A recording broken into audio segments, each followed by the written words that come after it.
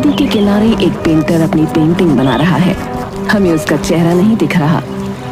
थोड़ा सा दाएं, बस अब बिल्कुल सही बनेगी तुम्हारी पेंटिंग। देखो। तभी हम देखते हैं कि पेंटर की पेंटिंग पूरी हो गई है। उस पेंटिंग में एक लाश है जो नदी में पड़ी हुई है।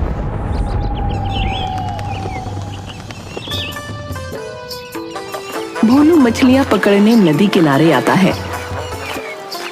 ना ना ना ना, इतनी बाहस काहे आ रही है भैया यहाँ से?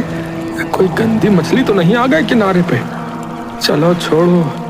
ए भोलू, तू जाल बिछा आज बहुत सारी मछलियां पकड़नी होंगी तुझे। हाँ, वरना तो पैसे की बहुत तंगी हो जाएगी रे। भोलू जाल नदी में डालता है। ए भगवान, मच्छी की जगह सोना चांदी दे दे आज तो जाल में। जाल में कुछ मछलियां आ जाती हैं। भोलू मछलियां अपने बोरे में डालता है। वाह वाह वाह वाह, बस ऐसे ही थोड़ा सा और मिल जाए, फिर हम चलेंगे अपने घर की ओर। ना ना ना ना।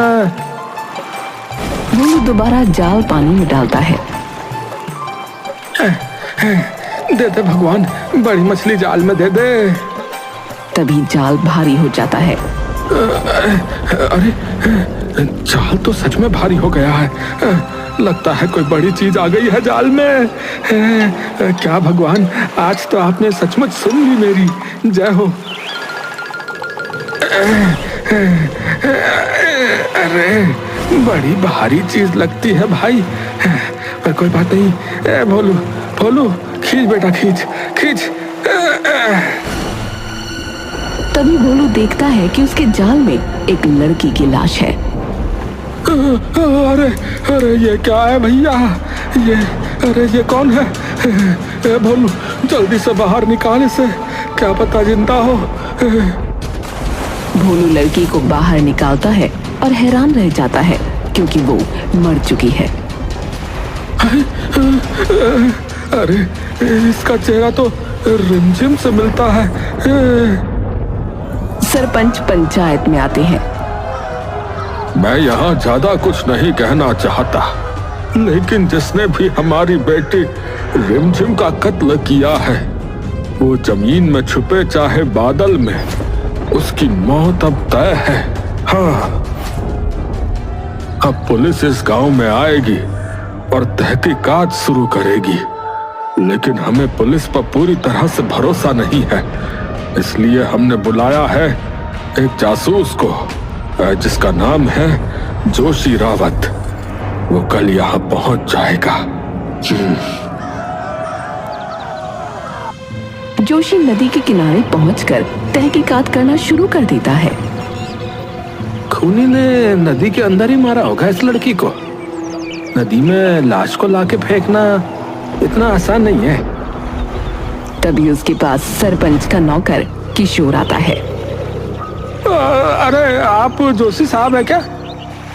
हाँ, और मेरे हिसाब से तुम्हें सरपंच जी ने भेजा है। हाँ हाँ, आपको ले जाने के लिए। पर आप यहाँ सीधा क्यों आ गए? अरे, यहीं से तो मेरा काम शुरू होगा। अच्छा, ये बताओ किशोर, पुलिस को यहाँ से क्या कुछ मिला है क्या?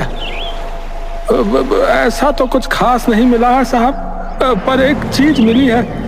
यहाँ पर किसी ने जो है एक चित्र बनाकर छोड़ा था लड़की के मरने वाले वक्त का, जिससे जो है अब पुलिस मान रही है कि कातिल जो है पेंटर हो सकता है।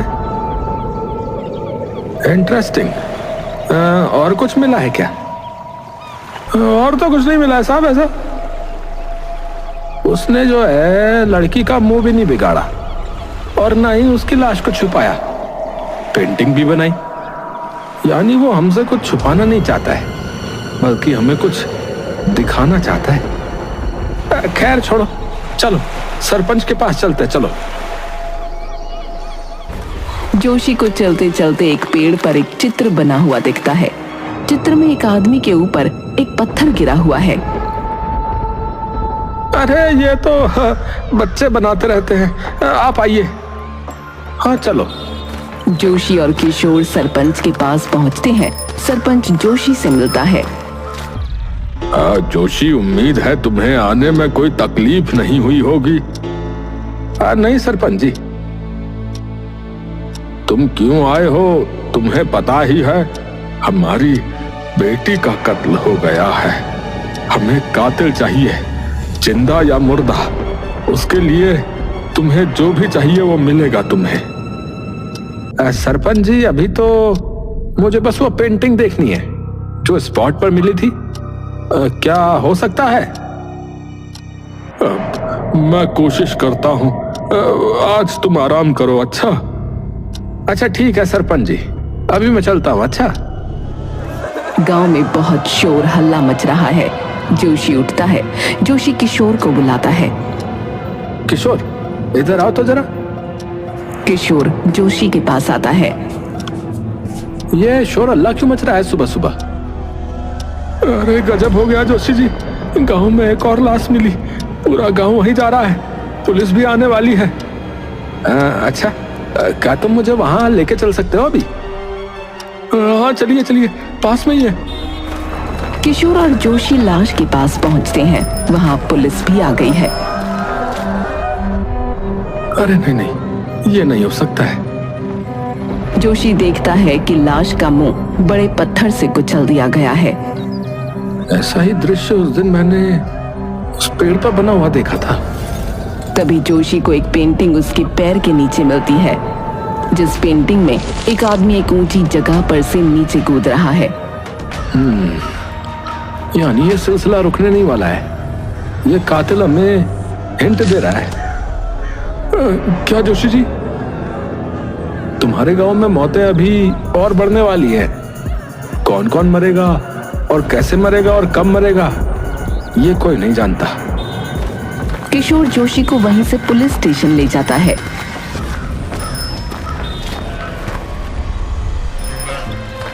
किशोर, कातिल तो एक ही है जिसने लड़की को मारा और उस आदमी को भी, और अब वो अपना तीसरा शिकार करने वाला है। मगर तीसरा शिकार है कौन जोशी जी? देखो, मैं बस इतना बता सकता हूँ कि वो किसी ऊंचाई से गिरा के मारेगा। हमें तैयार रहना होगा।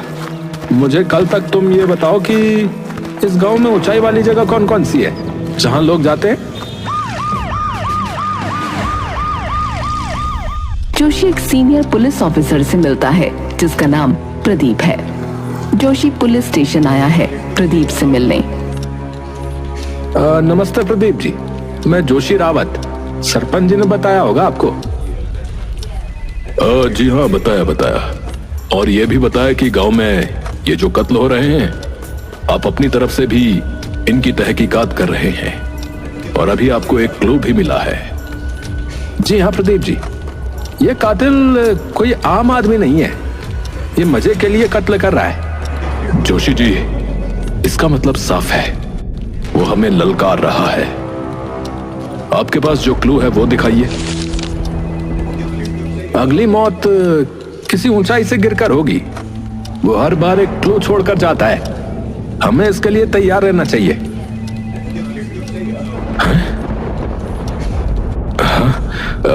पर इस गांव में ऊंची जगह इतनी है ही नहीं। कुछ पहाड़ हैं, बिजली का घर जहां कोई जा नहीं सकता, और एक पानी की टंकी। पानी की टंकी, वहां वो आ सकता है। हम लोग वहीं रहेंगे। क्या पक्का वो वहां आएगा? अब आपके पास और कोई ऑप्शन है? ठीक है, मैं अपनी टीम का एक आदमी वहां तैनात करता हूं। प्रदीप जी, याद रहे, अगर उससे जीतना है तो हमें उसे जिंदा पकड़ना होगा।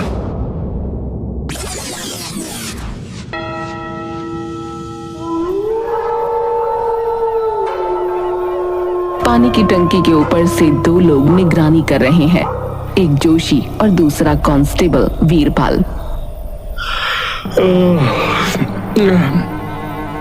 सर जी, रात के 2 बज गए सर जी।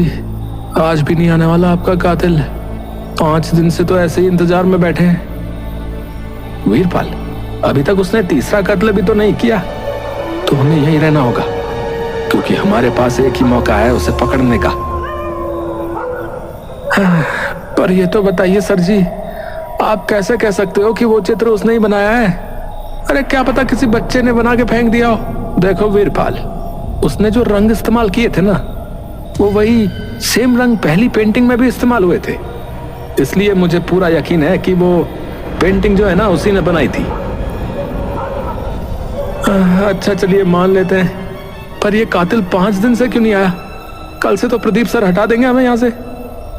शायद वो हमारे जाने के बाद आए। फिर हो सकता है वो इसीलिए नहीं आया क्योंकि उसे पता चल गया है कि हम उसका यहाँ इंतजार कर रहे हैं।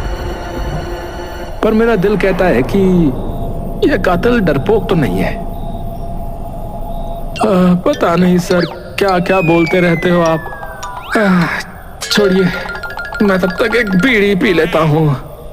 वीरपाल बीड़ी पीने के लिए टंकी की दूसरी साइड पर जाता है। वीरपाल और जोशी टंकी की टॉप ऊंचाई पर हैं। तभी एक गोली चलने की आवाज आती है।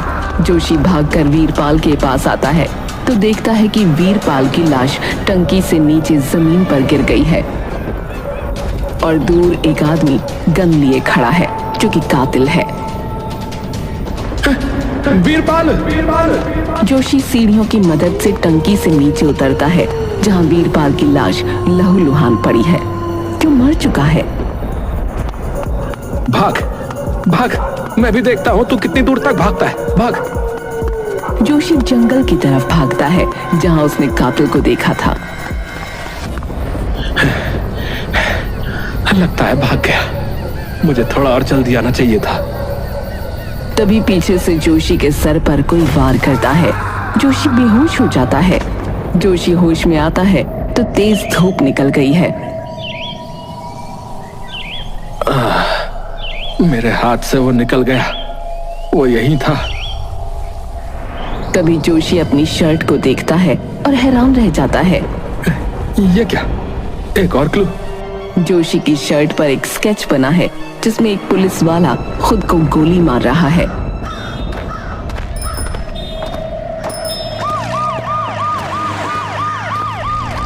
जोशी और प्रदीप बात कर रहे हैं। अब तो मैं इसको छोड़ने वाला नहीं हूँ।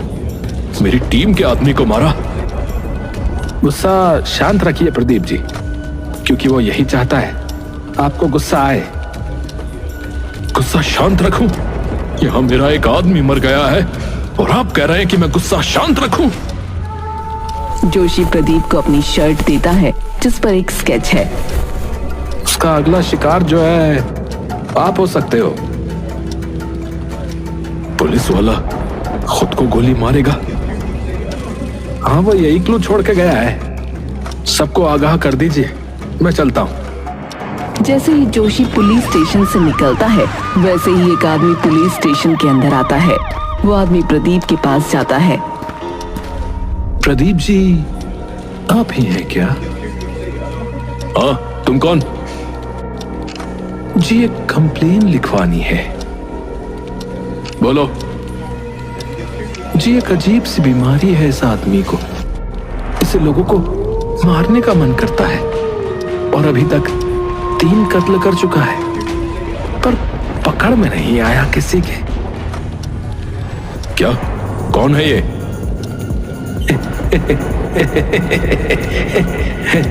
मैं ही तो हूँ, पेंटर।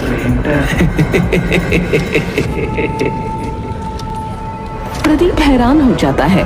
थाने में खड़े लोग भी। जोशी पुलिस स्टेशन जाता है क्योंकि उसे खबर मिल जाती है कि पेंटर पकड़ा गया। जोशी प्रदीप से मिलता है। जोशी, उसको अंदर रखा गया है।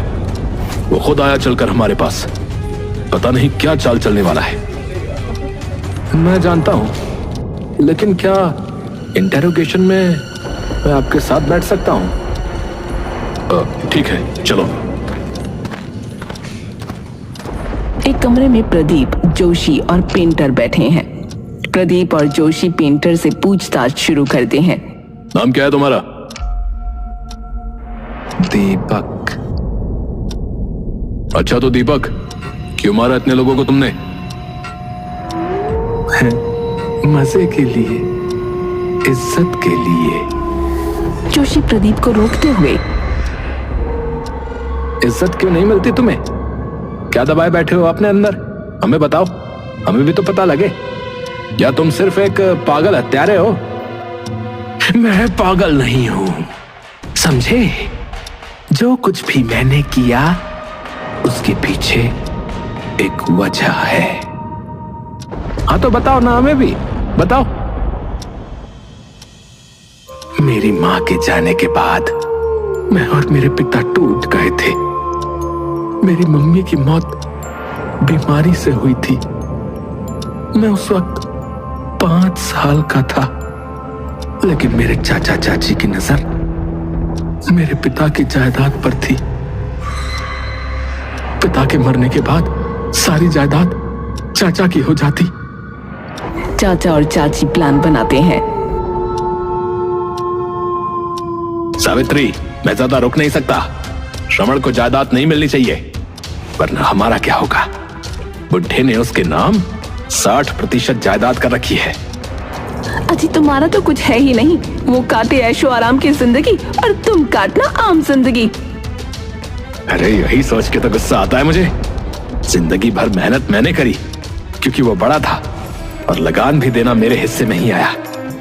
जब तक वो जिंदा है मुझे कुछ नहीं मिलने वाला। तुम मार दो उसे। क्या क्या कह रही हो तुम?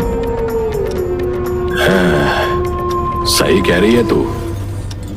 दीपक अपने पापा के साथ घूमने आया है। तभी दीपक को एक आइसक्रीम वाला दिखता है। पापा, पापा आइसक्रीम दिलाओ ना। अच्छा रुक, दिलाता हूँ। पापा का बटुआ कहीं छूट जाता है। दीपक तू यही रहे। लगता है मेरा बटुआ कहीं गिर गया है, मैं लेके आता हूँ। अच्छा। पापा को बटुआ सड़क पर गिरा मिलता है। तो ये रहा। तब ये गाड़ी आकर पापा को टक्कर मार कर निकल जाती है। दीपक पूरे हादसे को अपनी आंखों से देखता है। उसके बाद मेरे चाचा ने पुलिस को पैसे खिला दिए और वो केस बंद हो गया। मैंने अच्छी तरह देखा था, उस गाड़ी में चाचा ही बैठा था। मैंने कुछ पेंटिंग उस दृश्य की पुलिस ऑफिसर को दी, लेकिन उसने वो पेंटिंग कूड़े में फेंक दी। किसी ने मेरी बात नहीं सुनी, न अदालत ने न तुम्हारे कानून ने। मेरे चाचा ने मेरे हिस्से की जायदाद भी हथिया ली। फिर एक रात चाचा और चाची घर में सो रहे थे।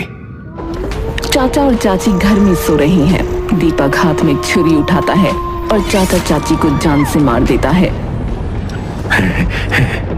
मैं उन्हें मारकर भाग आया। इस गांव में रहा, यहां पला बढ़ा। फिर तुमने जो है बाकी के ये 3 कत्ल क्यों किए? फिर चाचा चाची को तो मार दिया, लेकिन तुम पुलिस वालों को भी तो औकात दिखानी थी ना। मुझे नजरअंदाज किया। मुझे क्यों भाई? पैसे देके तो बिक जाते हो तुम। कैसे बैठे हो मेरे सामने?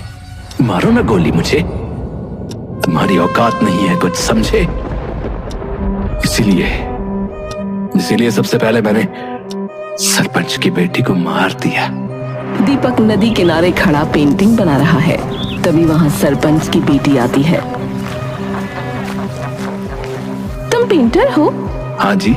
मैं नदी किनारे जा रही हूँ, क्या मेरी पेंटिंग बना सकते हो? देखो जी, माफ करना, मैं बना नहीं सकता। अरे इतने नखरे क्या कर रहे हो? सरपंच की बेटी हूँ मैं, समझे? कितने पैसे लोगे ये बताओ। चलो, जरूर बनाऊंगा तुम्हारी पेंटिंग। सरपंच की बेटी को दीपक नदी में डुबाकर उसका दम घोटकर उसे मार देता है और फिर उसकी पेंटिंग बनाता है। सरपंच की बेटी को पेंटिंग चाहिए थी, बना दी उसकी पेंटिंग। ले ले ले, रख ले इसे, ले ले ले। ये बताओ कि फिर उस आदमी को क्यों मारा? आदमी? हाँ, रोज दारू पी के अपनी बीवी को मारता था साला। बाहर दूसरी औरत से चक्कर चला रखा था। मेरे पड़ोस में ही रहता था। तो फिर मैंने बनाया उसे अपना दूसरा टारगेट। कुछ गलत किया क्या? कुछ गलत किया क्या? अरे अरे उसकी बीवी तो आजाद हुई ना उस जल्लाद से, आजाद हो गई वो। आजाद हो गई। और फिर वीरपाल को क्यों मारा? है वीरपाल, हाँ, उससे कोई लेना देना नहीं था। मैं तो उस दिन गया था खुद की जान लेने, पर फिर देख गया वो मुझे, तुम्हारा आदमी वहां टंकी के ऊपर बैठा हुआ। मेरा प्लान खराब हो गया, पूरा प्लान खराब हो गया मेरा। तो फिर अगले दिन मैं फिर आया गन लेके खुद को मारने के लिए, और गोली मार दी उस बंदे को। कहना मेरी पेंटिंग सच होती है। अब कोई भी मरे मुझे उससे कोई फर्क नहीं पड़ता है।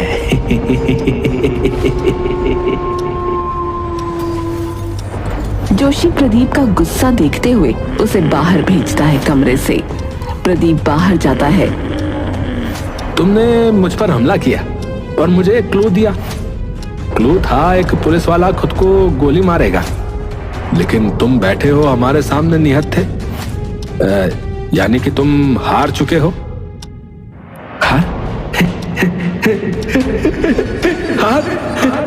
हार चुका हूं।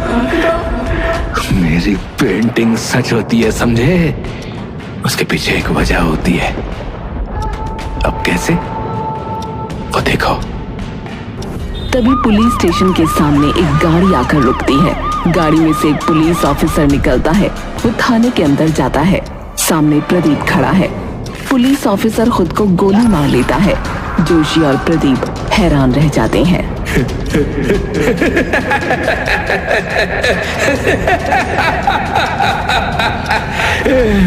मैंने कहा था ना मैंने, मेरी पेंटिंग्स सच होती है।